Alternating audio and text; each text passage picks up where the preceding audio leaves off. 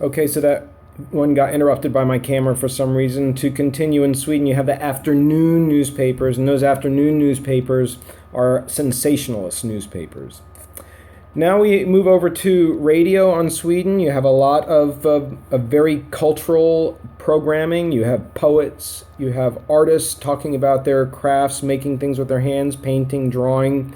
You have book reviewers talking about authors' book reviews.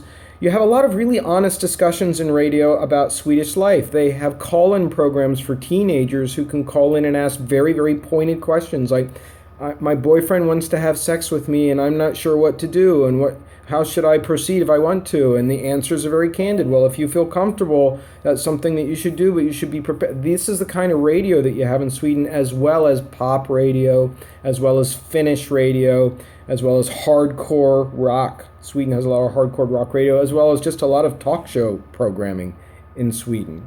And then in Britain, you have newspapers, first of all, which are really crisp, the writing. You have all these national newspapers, some of which are broadsheets, some of which are tabloids, the tabloids being referred to as the sensational newspapers or the red tops, because they have red across the top. You're going to get a view of one of those for your discussion question.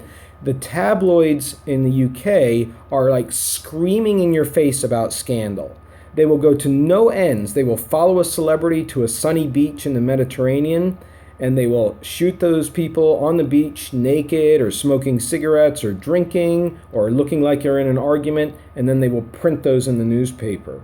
That's very, very common in British newspapers. And also, the way that they write is often outraged. Again, you're going to have an example of that real soon, where they're talking about somebody who has been on very bad behavior, and it may be a celebrity, it may be a politician, it may be a person down the street.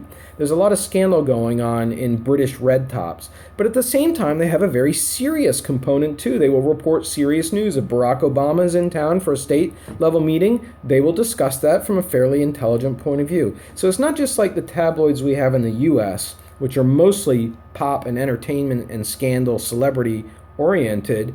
The newspapers in Britain have both a serious and a sensational side to them. And then that takes us now finally to British radio, and British radio has the BBC having a strong presence there, but you also have a big scene for breaking new hits and breaking new artists. And so that scene is played out on both commercial radio. Virgin Radio is one of the biggest national radio stations, the same company that flies the airline, owned by Richard Branson, very rich man, very famous man. Virgin Radio, then you also have the BBC channels, including one for sports and news and one for general interest, and you just have a lot of variety there on the British radio as well. Now, when we put all of that together and compare it to the American landscape, which is where we're going to stop today, we don't have to say a lot because you already know what's on the American landscape. You know that newspapers are, for the most part, local newspapers. That's what people look at, unless you live in a city. You know also that if you do live in a city, you can get a big high-time newspaper like